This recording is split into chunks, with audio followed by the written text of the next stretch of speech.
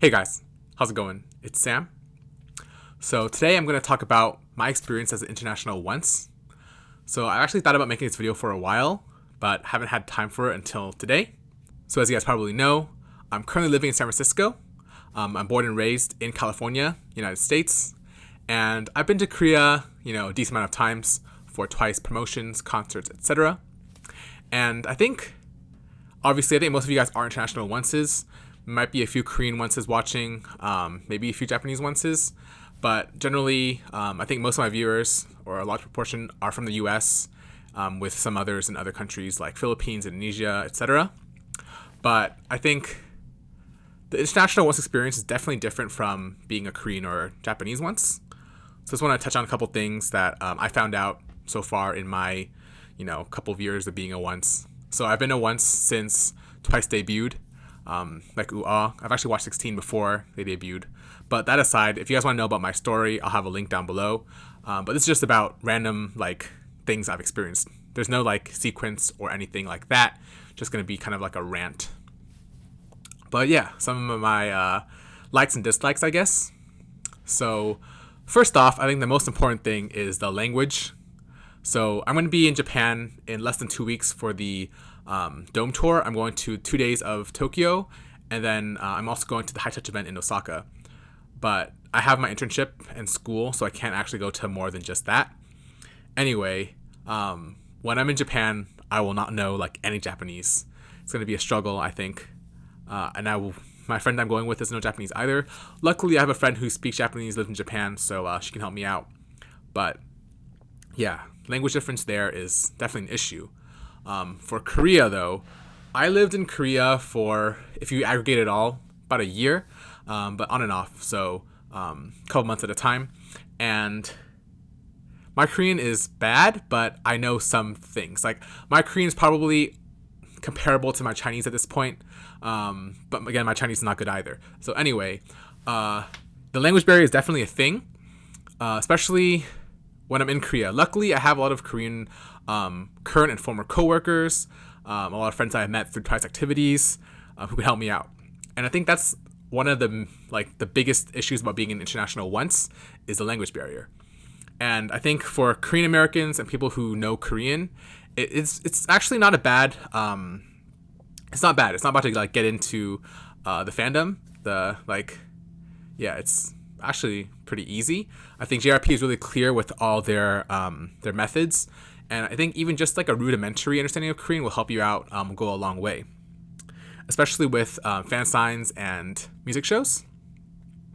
And yeah, I think being an international fan who doesn't speak fluent Korean, doesn't speak really adequate Korean, is very interesting. With that said, a lot of people have asked me why I haven't studied Korean or tried to learn Korean. It's not that I don't want to, because I definitely want to. It's just I don't have the time or mental capacity to right now. As most of you guys know, I am currently in law school. This is my last year. So my bar exam is going to happen in just a couple of months. Actually, I was going to say weeks, but not that close yet. A couple of months. And I really don't want to overload my brain with new language. And that's just been the whole past 3 years in law school.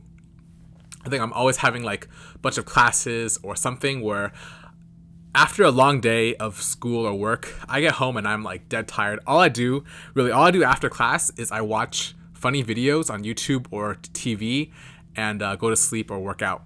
I wish I had the time or mental capacity to study Korean, and I think I probably will try to once I pass the bar. But yeah, for now, it's not a possibility, but I'm really interested in doing that in the near future. So yeah, that's the thing. It's not like I'm avoiding trying to learn Korean. I just don't have, I think, the mental capacity to try to do multiple things at the same time. And like I said, when something comes up where I can't understand the Korean, which is 70% of the time, I'll try to contact my friends to help me translate, help clarify things for me. So yeah, thank you for everyone, especially YC, shout out, helping me a lot. So if you live in Korea, I think it's actually pretty affordable to be a once, even with all the merchandise. Obviously, Twice releases a lot of merchandise every year, but if you live in Korea, you don't have to pay shipping costs, international EMS shipping costs. It's pretty affordable. Albums are $12 to $15 once you convert it into USD. other goods are really, pretty affordable. For example, I think broadcast cards, you can buy them for like 30, $40 if you're in Korea. If you're abroad, it goes from like $60 to like $100. So there definitely is a differential in price range. And then paying for EMS for albums and monographs like that, like stacks up after a while. So as someone who lives in the United States and can't, take advantage of this cheap Korean shipping a lot of the times, I get really annoyed seeing how the EMS price is almost the same price as the actual cost of the product, which is why I have group orders sometimes. So yeah, group orders aren't like ideal because you're still paying more than the cost because EMS does stack up after a while, but it definitely lightens the cost. For example, some things like monographs, the shipping will cost maybe even more than the actual product. So being able to mitigate that a little bit by splitting up is all right. It's just, it is time consuming to do group orders. So one of my biggest pet peeves though is time.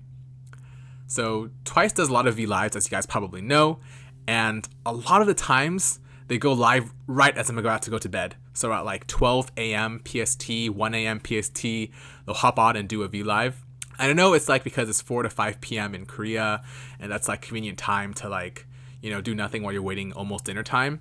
So I'm not like that salty. I'm just a little, I'm a little salty basically that I either have to choose sleep and rest for my class in the morning, or just go ahead and watch because I want to watch and then have less sleep.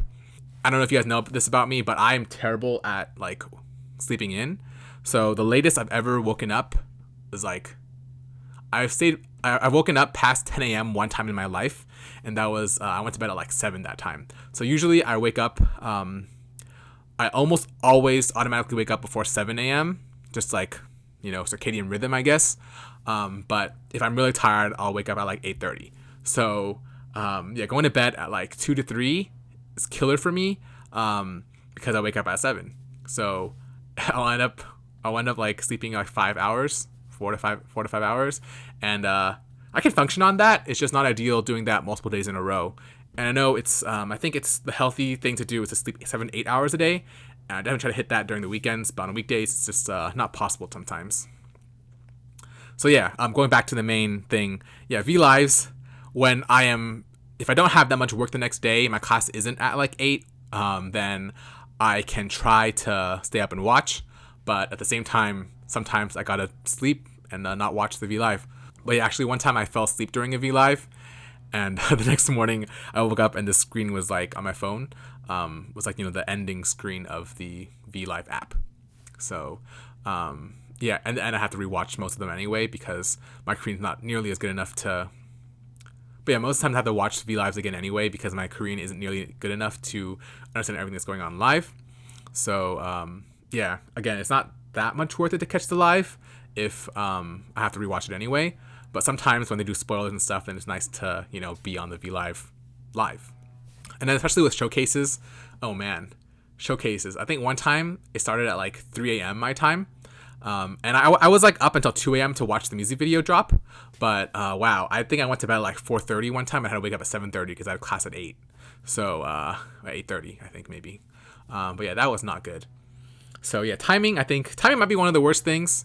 Because, okay, like cost is bad. But again, group orders mitigate that a little bit. And translations, language is up there. But time is also up there. And then I want to talk about travel. So as you guys know, I go to Korea a decent amount of times. I think I've been to Korea at least a dozen times now. So yeah, each trip from SFO to Incheon is about 12 hours. And then on the way back, it's 10 hours. If you don't have any layovers, man, back in the day, I used to do layovers. So if you guys saw my past Q&A videos at the airport, that was like when I had layovers in like China or Canada, something like that. And I think these days I'm a little kind of over that. So I try not to do layovers. I actually will have a layover in Korea this time for my Japan trip, but that's just because I want the miles from Asiana. And I decided to do layover because it didn't cost more, and timing was just a little better that way. So my first time ever leaving the country actually was to go to Korea to teach English, and that was in 2015. That was my first time. I got my passport in 2015, went to Korea for the first time, and then I've been back bunch of times since, And on most of those flights, including that first time, they were paid for by work. So I think the only times I ever paid my own money to go to Korea was for the Supercard event, the selfie event, the family photo event, and then for one concert, I believe. But every other time it's been subsidized by work, and it's nice. But yeah, the flights there are definitely hard, and I understand why not a lot of American onces go to twice events in Korea all the time, because not only is it draining on your body to fly 12 hours to get to Korea, you also have to pay a lot of money. In addition to that, there's the timing. So if I leave Thursday night, I get there Saturday morning. So if I want to get there on Friday, I have to leave on Wednesday. So yeah, it's kind of hard to time things, especially if you have school or work. For me, luckily, I plan my schedules where I don't have Friday classes, so I can leave Thursday nights. So this semester, I don't have any Friday classes or anything, so or work. So luckily, I can leave Thursday night for my trip to Japan. But I do think one of the good things about paying for all this travel is you do get a lot of miles. And when I started traveling to Korea, I didn't have any set memberships to any airlines, which was really a bad idea. Actually, no, I had United for a bit, but after the incident, I haven't used United since. Instead, I kind of hopped around airlines for a while until I finally settled on Asiana. I think it's pronounced Asiana, but that just sounds kind of weird to me to say. But anyway, so I have my membership through them now, and I'm almost at Diamond. After this next trip, I will be at Diamond level. And if you're planning to go to Korea a lot, to see Twice and do Twice events, or any other K-pop group really, if you're into other groups, I would definitely advise getting a membership into one of these airlines, because there's some perks, like the lounges and stuff like that. Because I used to use a bunch of different airlines, like I did Canada Air, China Air, stuff like that. And you might save a little bit of money. One, there's often layovers, which is annoying. And two, yeah, it's just mainly layovers actually. And there's no perks. You can't get any perks for like no lounges or anything like that. So yeah, now I use Asiana. There's really only two that go direct. So it's either that or Korean Air or United. But like I said, no more United. So yeah, Korean Air, I've flown both. I just like Asiana a little more because the food is a little better, and I think their lounge is nice. So that's why I chose that. But I have friends who use Korean Air as their main thing, and that's chill too. And then last thing I want to talk about is something on a positive note. I think one of the best things about being an international once is the international once community. So obviously when you're in Korea, there's a lot of Korean fans, and there's a lot of different Korean fan friend groups. So I wouldn't say that everyone has a friend group, but I think I've been to enough music shows and fan signs to see that there are definitely friend groups of people, because obviously it's not going to be totally different batch of people every time. Only a certain amount of people go to Twice events consistently, and I can recognize a lot of faces. And especially with fan sites, they have their own little groups, like I said before in my last video. And with that said, there's also kind of a international once community. So when I go to Korea and I go to music shows, there's always kind of the same couple people that I know that are international onces that speak English, and that's nice to see. There's also separately Japanese onces and Chinese onces that kind of have their own little groups. Unfortunately, like I said, my Chinese isn't that great, but having the English community is nice because also a lot of people from Korea, Japan, China, they all speak English. It's really nice. I think it's nice to be able to speak English because it's fairly international language. So when I'm in Korea, there's people that I know. And anyone who comes to Korea who speaks English, I think, can make friends pretty easily with the once community because there's not that many of us, unfortunately, in Korea a lot of the times. So it's nice to have friends there. And then on the flip side, when I'm in the States, it's nice that there's actually a decent amount of onces here, because when I went to KCON in 2017 in New York, there was already a lot of onces there. And then when I went to the KCON in 2018, there was even more. So it's nice to, see that there's community both in the US and in Korea. And I can't speak to other countries because, this is an international once video, not an American once video. But I think Twice is getting big enough where there are people that you'll see. It's not like super rare. It's not like, oh my god, you're a Twice fan. It's like, oh hey, it's another Once. So yeah, it's like, it's nice because Twice is big enough that there's recognition. You can find Onces fairly easily, especially in big cities like San Francisco and LA. But it's also like easy to make friends because, you know, everyone in the fandom is friendly generally. So yeah, that's it. That's my random rant on being international once. I don't know if there's any topics that I missed, but I really, really want to hear what you guys' thoughts are on being international once. Maybe what it's like being in your countries, because this is, as much as I want to make it an international once video, it's a little bit of an American one because I live in the United States. I live in California. So your experiences might be different, you know, depending on you.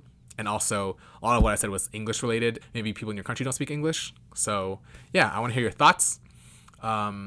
But that's about it. If you guys like this kind of video, let me know. I think the last video did decently well, so that's why I'm doing this one. But I also have a bunch of different topics that I want to talk about, kind of this style, kind of like a podcast, but not really. Yeah, let me know. Suggest any topics that you want me to talk about. But for now, thanks for watching. I'll see you guys next time.